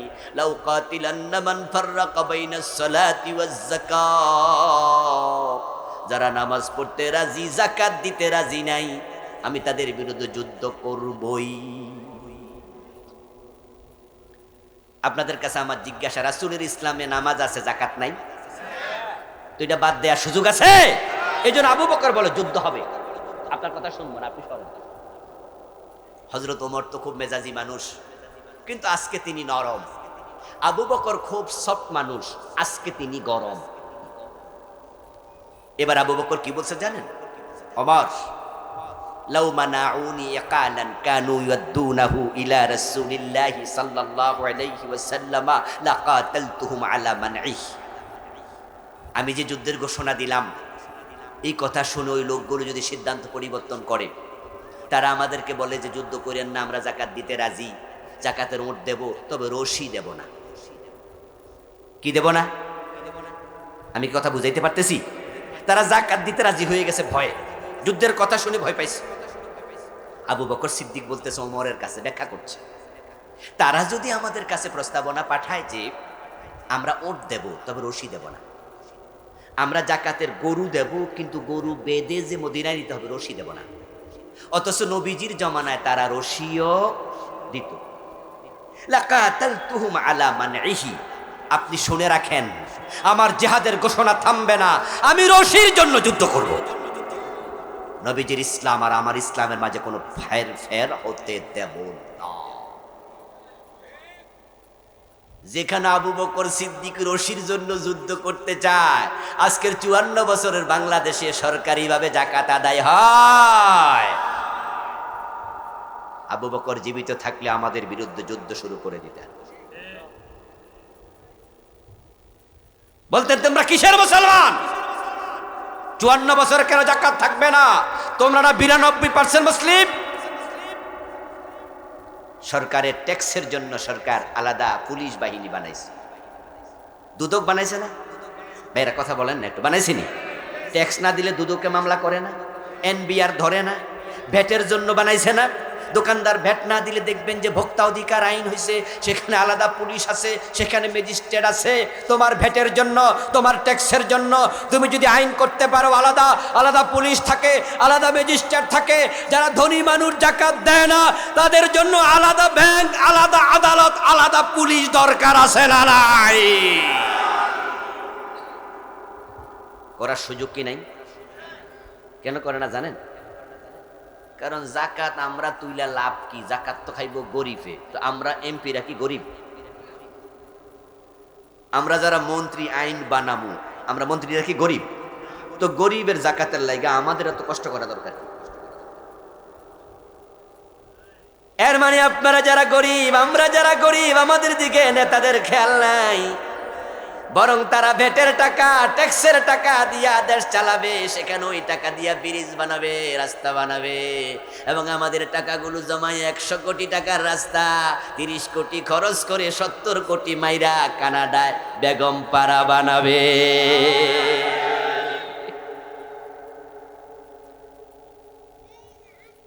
এই জন্য ওদের নজর হলো ভ্যাট আর ট্যাক্সের দিকে, আর আবু বকর সিদ্দিকের নজর জাকাতের দিকে। কারণ জাকাত গরিবের হক, নামাজ আল্লাহর হক। আল্লাহর হক আর বান্দার হকের মাঝে আলাদা পার্থক্য করা যাবে না। এই হক নির্ধারণ করেছেন কে? আবু বকর সিদ্দিক বললেন জিহাদ চলবে। আবু বকর ইন্তেকাল করলেন, হযরত ওমর রাদিয়াল্লাহু তাআলা আনহু ক্ষমতায় আসলেন। হযরত ওমর ক্ষমতা আসার কিছুদিন পরে মিশর এক যুদ্ধ, ওই যুদ্ধে একদল মুজাহিদ গেল, তার সাথে ওনার ছেলে আবু শাহমাও গেল। আবু শাহমা রাহেমাহুল্লাহ ভালো মানুষ ছিলেন, কিন্তু যুদ্ধের মাঠে তিনি শরবত মনে করে বালতিতে চুবানো খেজুরের রস নবীজ পান করেছে, অথচ এটা যে মাদক হয়ে গেছে উনি ফরক করতে পারেন নাই। নবীজ পান করা হালাল আর খমর পান করা হারাম। নবীজ মানি শরবত টাইপের, আর খমর মানি মদ, কিন্তু একই জিনিস। এটা খেজুর থেকে হয়েছে। খেজুর ভিজাইয়া রাখলে 2 দিন 3 দিন তার লালিমা আসবে, পানি একটু মিঠা মিঠা লাগে, খাইতে একটু মজা লাগে। বেলে শরবত খাই না আমরা? আমরা যারা ডায়াবেটিক আছে, আমরা চিনি ছাড়াও তো খাই নাকি? আমরা লেবুর শরবত খাই, ওরা খেজুরের শরবত খাইতো, এটার নাম ছিল নবীজ। যুদ্ধ চলছে, পিপাসা লাগছে, তাই তিনি যুদ্ধের মাঠে যুদ্ধ বিরতি দিয়া তাঁবুর ভিতরে ঢুকেছেন। বালতির মাঝে খেজুর ভিজানো আছে দেখেই ডক ডক করে পান করলেন। কিন্তু এটা যে 3 দিন 4 দিন 5 দিনে খমর হয়ে গেল, এটা যে মাদকতা এসে গেল, মদ হয়ে গেল, বোঝেন নাই। মাতলামি শুরু করলেন। লোকজন দেখে ফেলল ওমরের ছেলে মদ খাইয়া মাতলামি করছে। যুদ্ধের পরে আবু শামাকে বলা হলো, আপনি এটা কি করলেন? আবু শামা বলল যে আমি তো বুঝতে পারিনি, তবে আমার বাবা ওমর তো নিশ্চয়ই ঘটনা শুনে ফেলবে। তখন বাবার প্রশ্নের কি জবাব দেব? ওমরের ছেলে মদ খায়। এই জন্য সবাই ফিরে গেল মদিনায়, আবু শামা ফিরে গেলেন না, তিনি রয়ে গেলেন। যুদ্ধের পরে তিনি চলে গেলেন তৎকালীন মিশরের গভর্নর রাসূলের সাহাবী আমর ইবনুল আস রাদিয়াল্লাহু তাআলা আনহু। ওমর হচ্ছেন পুরা রাষ্ট্রের খলিফা, আর তিনি হচ্ছেন মিশর অঞ্চলের গভর্নর, ওমরের অধীন। চাচা যান, আমি আবু শামা আপনার কাছে এসেছি, তবে অন্য কোনো কারণে নয়। কারণ হচ্ছে আমি মদ পান করে ফেলেছি ভুলে, লোকজন দেখে ফেলেছে, কিছু করার নাই, গোপন তওবা চলবে না। ইসলামের বিধান আপনি আমার পিঠে কার্যকর করেন। অপরাধীর চেহারা নিয়া বাবা ওমরের সামনে দাঁড়াতে আমি চাই না। মদ পান করলে 80 বেত দিতে হয়, রাসূলের ইসলাম সুন্নাহ। কি এটা সুন্নাহ মানে কি? আইন আইন এই বলেন সুন্নাহ মানে কি? এইটা শিখে বাড়ি যাবেন, ধারণা চেঞ্জ করতে হবে। রাসূলের সুন্নাহ, রাসূলের আইন। এ টুপি সুন্নাহ, এ দাড়ি সুন্নাহ। মদ খাইলে 80 বেত দেওয়া কি? বাংলাদেশে টুপি দাঁড়িয়ে আছে, কিন্তু 80 বেতের আইনটা নাই। ইসলাম পুরানা অধিকা। আহা, মানুষের লাশ পড়ে আছে রাস্তায়, ট্রাকের নিচে পড়েছিল তো, ট্রাকটা ঠিক পেটের মাঝখান দিয়ে চলে গেল চাকাটা, তো নারী বুড়ি সব বের হয়ে গেল। লোকজন চারদিকে দাঁড়ায় দেখতেছে, লাশ পড়ে আছে। একজন সামনে আগাইয়া কয়, তবে মাথাটারে আল্লাহ বাঁচাইছে। কি কইছে?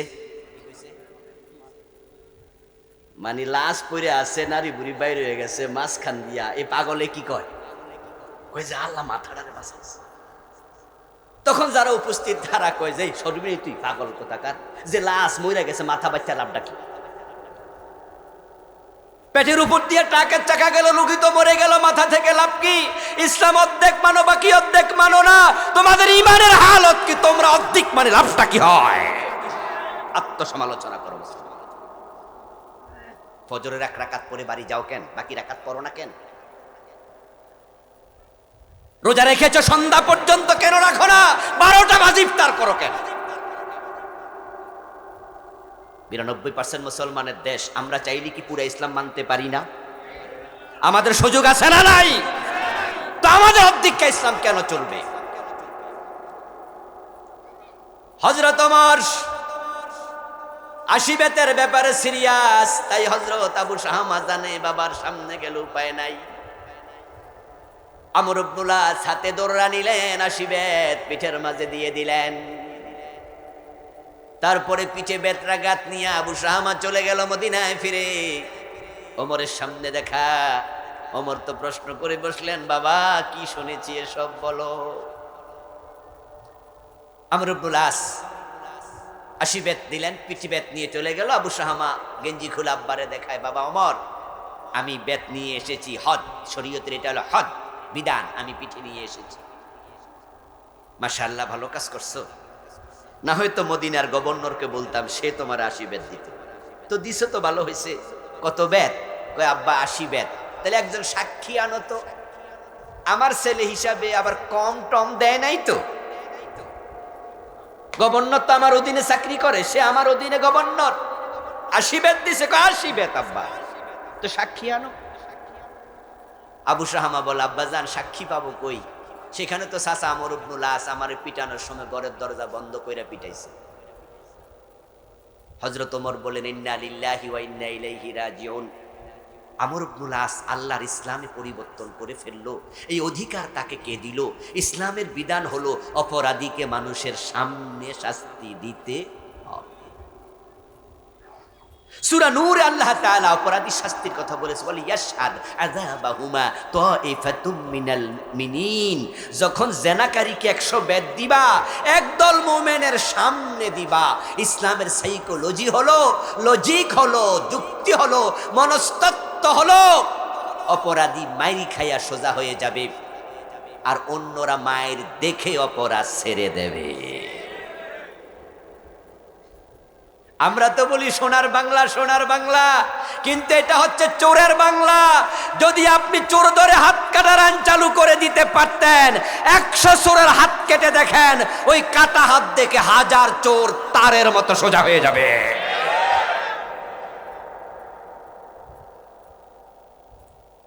আমর ইবনুল আসকে হযরত ওমর ডাকলেন যে মদিনায় ফিরে আসো।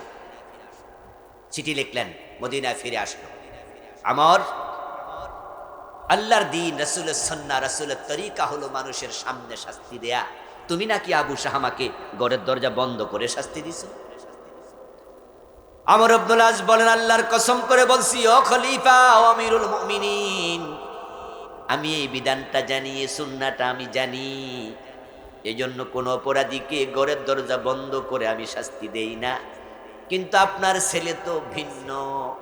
যখন তাকে পিটানোর জন্য চাবুক হাতে নিয়েছি, আপনার চেহারা আমার চোখে ভেসে উঠেছে। আমি ভাবলাম, ওমরের ছেলেকে মানুষের সামনে পিটাবো, ওমরের ব্যক্তিত্বে লাগতে পারে। হযরত ওমর বললেন যে অপরাধীর কোনো পিতৃ পরিচয় থাকে না। আমার রাসূলের আইনে হেরফের হবে না, আল্লাহর আইনে হেরফের হবে না। তোমার এই বিচার বাতিল, আবু শাহমাকে আবার 80 বেত দিতে হবে। আরে ভাই, 80 বেত দিয়েছে তো, সামান্য ঘরের দরজা বন্ধ, এটাই তিনি মানে না। যাকাত দিতে রাজি হয়েছে তো, একটা গরুর রশি দেবেন, আবু বকর মানে না। আর আমার দেশে ইসলামী নাই, অধিকা ইসলাম।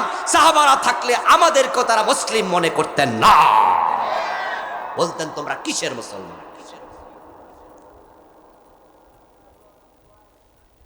আজানটা হোক।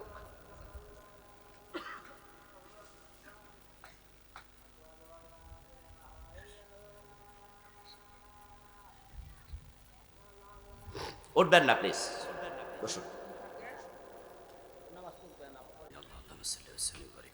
প্রিয় ভাইয়েরা আমার, আমরা বলছিলাম যে রাসূলুল্লাহর ইসলাম পুরা যদি মানতে হয়, পুরা মেনে চলাকে আপনি আবশ্যক মনে করেন, এটাকে ফরজ ভাবেন, আবু বকর ওমরের চিন্তা মাথায় লালন করেন, সুন্নাহ পরিপূর্ণ মেনেই তবে উম্মাত হবেন। তা আমরা পারিনি। 54 বছর চলে গেছে। নতুন বাংলাদেশে পরিপূর্ণ ইসলাম মানার একটি সুযোগ আসছে, আমরা মনে করছি। আল্লাহর দেয়া সুযোগ এবার কাজে লাগানো দরকার আছে না নাই? এখন কিন্তু বাংলাদেশে আর বাম আর রামেরা নাই। এখন আলহামদুলিল্লাহ বাংলাদেশে 2টি দল এখন আছে, মৌলিকভাবে বড় 2টি দল, শহীদ প্রেসিডেন্ট জিয়াউর রহমানের দল আর ইসলামী দলগুলো। এখন আমরাই আছি। জিয়াউর রহমান রাহিমাহুল্লাহ, আল্লাহ তার কবরকে জান্নাত বানায় দাও, বলেন আমিন। তিনি সংবিধানে বিসমিল্লাহ ঢুকিয়েছেন, জানেন তো আপনারা? এই সংবিধানে বিসমিল্লাহটাই জালেমরা ঢুকায়নি। উনি নামাজি ছিলেন, উনি সংবিধানে বিসমিল্লাহ ঢুকিয়ে প্রমাণ করেছেন তিনি ডানপন্থী মানুষ, তিনি ইসলামপন্থী মানুষ। তাহলে এখন উনারা আছে আর আসি আমরা ইসলামওয়ালারা। যদি আমরা এবার সিদ্ধান্ত নেই, সামনে সরকার যেই যাবে, আল্লাহর কোরআনের আইন সংবিধানে ঢুকাতে হবে। সুযোগ আছে না নাই? এবার বাধা কে দেবে? বাধা দিত হাসানুল কিনু, রাশেদ খান মেনন, ওই বাম এবং রামেরা। জুলাই বিপ্লবের পর তারা এখন সবগুলো অ্যারেস্টেড, তারা অনেকে পালিয়ে গেছে। আর তাদেরকে যারা আশ্রয় প্রশ্রয় দিয়েছে, যারা দেশ স্বাধীনের নেতৃত্ব দিয়েছে, ৭২-এর সংবিধানে বিসমিল্লাহ ঢুকায় নাই, ওই লোকগুলো এখন দারুণ বিপদে আছে, তারাও রাস্তায় নাই, নাম নিতে পারে না। তাহলে এখন তো ইসলামরা অলরেডি বাংলাদেশে সুযোগ পেয়েছে এগিয়ে যাওয়ার। আমরা যদি আওয়াজ তুলি, তাহলে কোরআনের সংসদ বানাতে হতো, এবারে আমরা সমর্থ হব ইনশাআল্লাহ। মর্নিং সজদা ডে, প্রত্যুষ দিবসের প্রতিচ্ছবি।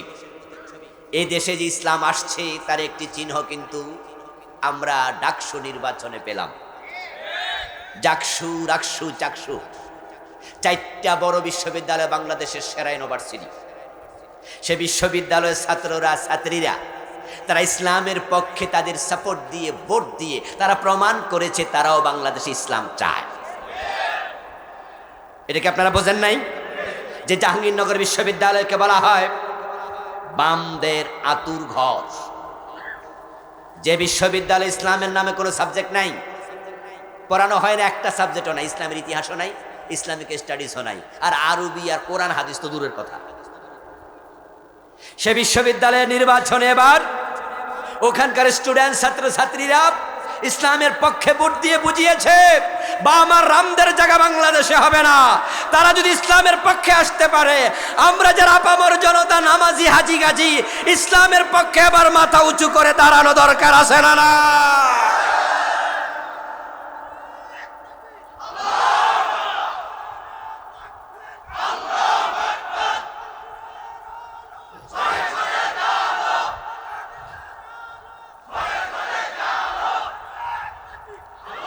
আমার প্রিয় ভাইয়েরা, আপনারা অনেকেই ওয়াজ শুনে মাঝে মাঝে কেউ কেউ মনে করে খাইছে রে ইসলাম মানে কি জানি আইব, যে ইসলাম আসবে, শরিয়া আইন আসবে। দেখবেন যে কেউ কেউ ভয় পেয়ে যায়। আসলে ইসলাম কি ভয় পাওয়ার জিনিস না শান্তির জিনিস? ইসলাম অর্থ কি? ইসলাম অর্থ শান্তি, ইসলাম অর্থ নিরাপত্তা, ইসলাম অর্থ আত্মসমর্পণ। আল মুসলিম মান সালাম আল মুসলিমুনা মিন লিসানিহি ওয়া ইয়াদিহি। মুসলিম মানে আপনার হাত থেকে আরেকজন নিরাপদ হবে। সুবহানাল্লাহ পড়েন। আপনার মুখ থেকে আরেকজন নিরাপদ হবে। এই হাত দিয়ে চুরি হবে না, এই হাত দিয়ে পরের সম্পদ খাওয়া হবে না। এটার নাম ইসলাম। যদি হাত চুরি করে, হাতটা কেটে দেওয়া হবে। তবে হ্যাঁ, ইসলাম কালকে এসে পরশু হাত কাটবে না। এগুলো হবে সব আস্তে আস্তে। এজন্য হাত কাটার বিধানটা ইসলামে 4 নাম্বার ছিল। কিন্তু আমাদের দেশের কিছু চোর ভয় পায়, আরে ভাই চুরি ছেড়ে দাও, তাই তো হাত কাটা হবে না, ঠিক কিনা? তো ভয় পাও কেন? এখন যারা বলবো হুজুর চুরি দিয়ে ছেড়ে দেবো, খাবো কি? আমি তো গরিব মানুষ, আমার 7টা বাচ্চা, আমি কাম কাজ করতে পারি না। এখন আমি চুরি না করলে সংসার চলবে কেমনে? সরকার তো আর জাকাত দেয় না। এই জন্য ইসলাম আসলে পরে 4টা কাজ করবে। 1 নাম্বার আল্লাযীনা ইম্মাক্কান্নাহুম ফিল আরদি আকামুস সালাহ। 2 নাম্বার আতাউজ যাকাত। 3 নাম্বার আমারু বিল মারুফ। 4 নাম্বার ওয়ান নাহি আনিল মুনকার। মানে 4 নাম্বারে যায় হাত কাটা। প্রথম হবে নামাজ কায়েম করো, সবাই নামাজ পড়ো, রাষ্ট্র নামাজের পরিবেশ করে দেবে। টিওনো অফিসে টিওনো ইমাম হবে, ডিসি অফিসে ডিসি ইমাম হবে। সকল অফিস আদালতে নামাজ চালু হয়ে যাবে। আর নামাজ যখন পড়া শুরু হবে, অপরাধ 50% এমনি কমবে। দ্বিতীয় ইসলাম এসে যাকাতটা চালু করে দেবে। তো খাযু মিন আগনিয়াইহিম ফাতুরাদ্দু ইলা ফুকারাইহিম। প্রিয় ভাইরা, মাদ্রাসা কর্তৃপক্ষ একটু সহযোগিতা চেয়েছে। আমাদের ওয়াজ আমরা কন্টিনিউ করছি, আর 10 মিনিটের মতো কম বেশি। ওনারা কয়েকজন বাচ্চা ঢুকাবে মাহফিল খরচের জন্য। 10, 20, 50, 100, 1000 আল্লাহ যাকে যতটুকু তৌফিক দিয়েছে, মেহেরবানি করে আপনারা দেন, একটু সহযোগিতা করবেন। এই চাচা বসেন, বসেন। ওরা ঢুকবে, বাচ্চারা ঢুকবে, ওরা কথা বলবে না, আপনারাও কথা বলিয়া এখানে ঢুকবে। আর যে যা পারেন দিতে থাকবেন। ওই ভাইয়েরা ব্যাগ নিয়ে ঢুকতেছে। মহিলা প্যান্ডেলে মা বোনদের মাঝ থেকে আপনারাও 2-4 জন উঠে যান, একটু সহযোগিতা করুন। আচ্ছা বন্ধুরা, বলছিলাম হযরত ওমরের সময় আটার বস্তা কাঁধে নিয়ে হযরত ওমর গরিবের বাড়িতে গেছে, এমন হাদিস আছে না নাই? এটা হচ্ছে ইসলামের দ্বিতীয় অংশ, যাকাত চালু করো। আমার বন্ধু, যখন যাকাত চালু হয়ে যাবে, তখন যারা গরিব অসহায় তারা আর গরিব থাকবে না। আমরা ওমরের যুগে শুনেছি যাকাত বিভাগের কর্মচারী যাকাতের টাকা কাঁধে নিয়ে হাঁটতো, যাকাত খাওয়ার লোক নাই। কথা হবে কেন? যাবে যাবে, লোক আরো পাঠাক, ওরা আসছে, আপনারা বসে থাকেন। আমার প্রিয় ভাইয়েরা, আমাদের বাংলাদেশে যত চুরি হয়, লুট হয়, রাষ্ট্রীয় সম্পদের তছরুপ হয়, যারা জবাব জানেন তারা একটু জবাব দেন। হাজার হাজার কোটি টাকা তছরুপ হচ্ছে। এটা কি অভাবে না স্বভাবে? কথা বলেন না। ওরা কি অভাবে চুরি করে? এস আলম গ্রুপ, ইসলামী ব্যাংকের 18টি শাখা থেকে তারা টাকা বিদেশে পাচার করেছে 80,000 কোটি। অথচ এস আলম কোম্পানি আজ থেকে 3 যুগ আগে, 3 12 36 40 বছর আগেই তারা শত শত কোটি টাকার মালিক। তাদের রাস্তায় এস আলম বাদ ছিল যখন আমি ক্লাস 3-তে পড়ি, 2-তে পড়ি, ওই সময়। সেই 87 82 83-তে এস আলম বাস ঢাকা চট্টগ্রাম রুটে চলে। এর মানে তারা নতুন ধরি না পুরাতন ধনী। তো 80,000 কোটি টাকা চুরি করছে অভাবে বইরা। আমাদের এমপিরা যারা চুরি করে তারা অভাবে না স্বভাবে? চেয়ারম্যানরা যারা চুরি করে অভাবে না স্বভাবে? যদি সোনার বাংলা বানাতে চাও, সম্পদ নিরাপদ করতে চাও, যারা স্বভাবে চুরি করে তাদের হাত কাটার আইন সংসদে পাশ করাতে হবে। এটা ইসলাম, এটা ইসলাম। ইসলাম আসার অর্থ কি ভয় পাওয়ানো না। ইসলাম আসলে মাদক থাকবে না। আমার সামনে আপনারা যারা আছেন, মাদকের পক্ষে কেউ আছেন? আপনার ছেলে আপনার ভাই মদ খাক, এটা কেউ চান? কিন্তু 54 বছর ইসলাম না থাকার কারণে মদ তারা বন্ধ করে নাই। বন্ধের ব্যাপারে আন্তরিকতা তাদের ছিল না। মুখে যাহা বলে আমরা মাদকের ব্যাপারে 0 টলারেন্স, এগুলো মিথ্যা বুলি। কারণ তারা মদের বিরুদ্ধে যে অফিসটা বানিয়েছে, অফিসের নাম দিয়েছে মাদক নিয়ন্ত্রণ অধিদপ্তর। আপনাদের কাছে আমার জিজ্ঞাসা, আমরা মাদক নিয়ন্ত্রণ চাই না নির্মূল চাই? বলেন, কথা বলেন, নিয়ন্ত্রণ না নির্মূল? তো তারা নির্মূলের কোন অফিস বানাইছে? তো চিন্তা এত খারাপ। আমরা যখন বাসে চড়ি, প্রাইভেট কারে চড়ি, গাড়ি যখন 100-তে চালায়, 90-তে চালায়, তখন আমরা ড্রাইভারকে বলি, ড্রাইভার সাহেব নিয়ন্ত্রণে চালান ভাই, সাবধানে চালান, নিয়ন্ত্রণে চালান। তো নিয়ন্ত্রণ মানে কি? স্টার্ট বন্ধ করে দাও। আমরা কি বুঝাইছি? যে 60-এ চালান, 70-এ চালান। তাহলে যারা বলছে মাদক নিয়ন্ত্রণ, এর মানে কি? কিছু কিছু চালা। এই জন্য হোটেল শেরাটনে মদ আসেনি, হোটেল সোনারগাঁয়ে মদের বার আছে, রেডিসনে আছে, 5 স্টার হোটেলে মদ খায় কারা? ওই গরিবেরা নয়। গরিবদের জন্য আইন বানিয়েছে, মদ খেলে পথে ধরো, রাস্তায় ধরো, রাস্তার মোড়ে ধরো, বাড়ি থেকে ধরে নিয়ে থানায় দাও, পিটাও। আর দরির দুলারেরা 5 স্টার হোটেলে মদ খাবে, মেয়ে নিয়ে নাচবে, কেউ ধরতে যাবে না। এক দেশে 2 রকম আইন দিয়ে কিয়ামত পর্যন্ত মাদক বন্ধ হতে পারে না। ওমরের ছেলেকে যেভাবে 80 বেত দিয়েছে মাদক বন্ধের জন্য, ওই 80 বেতের আইন দরকার আছে না নাই? আর এটার নামে তো ইসলাম। আমরা তো এটাই চাই, আমরা এটাই চাই যে ইসলাম আসলে ঘরের দরজা খুলে ঘুমানো যাবে। হযরত ওমর তদ্ধ দুনিয়ার প্রেসিডেন্ট ছিলেন, গাছতলায় ঘুমায়া থাকতেন, কোনো বডিগার্ডের প্রয়োজন ছিল না। ইসলাম যখন আসবে হত্যা বন্ধ হয়ে যাবে, খুন বন্ধ হবে। হবে না কেন? কুতিবা আলাইকুমুল কিসাসু ফিল কতলা। ইসলাম আসার মানে হচ্ছে কোরআনের বিধান সংসদে যাবে, আইন হবে। অন্যায়ভাবে কেউ কাউকে থাপ্পড় মারলে আদালত বলবে তুমিও তাকে থাপ্পড় ফিরে দাও। আল আইনু বিল আইন ওয়াল উযুনু বিল উযুন ওয়ান নাফস বিন নাফস। আল্লাহ তাআলার বিধান হচ্ছে চোখ কেউ নষ্ট করবে, তুমি তার চোখ নষ্ট করে দিও, তবে তুমি না, আদালত বলবে। ওই রিক্সাওয়ালাকে রাস্তার মোড়ে এলাকার চেয়ারম্যানের ছেলে হেডম দেখায়া থাপ্পড় মেরেছে, 20 টাকা নিয়ে ঝগড়া করে আদালতে যাবে। আদালত চেয়ারম্যানের ছেলেকে ডেকে নেবে, রিক্সাওয়ালাকে বলবো ওই থাপ্পড়টা গালের মাঝে ফিরিয়ে দাও 100 জনের সামনে, 50 জনের সামনে। এরকম ঘটনা বাংলাদেশে 2 সাইডটা যদি ঘটানো যায়, পত্রিকায় দেয়া যায়, টেলিভিশনে দেখানো যায়, ইউটিউবে আপলোড করা যায়, কিভাবে চোরের হাত কাটা হচ্ছে, মদ খেলে 80 বেত দেয়া হচ্ছে, কিভাবে থাপ্পড় দিলে থাপ্পড় ফিরিয়ে দেয়া হচ্ছে, অপরাধীদের তারের মতো সোজা হয়ে যাবে।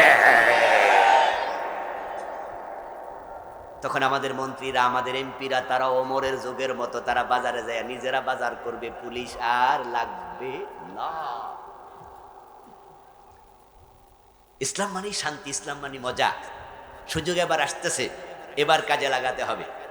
আপনারা একটু ঘো ধরেন, আপনারা বলেন না ইসলামের পক্ষে আসবা না, আমরা তোমাদেরকে ভোট দেব না, নেতারাও সোজা হয়ে যাবে।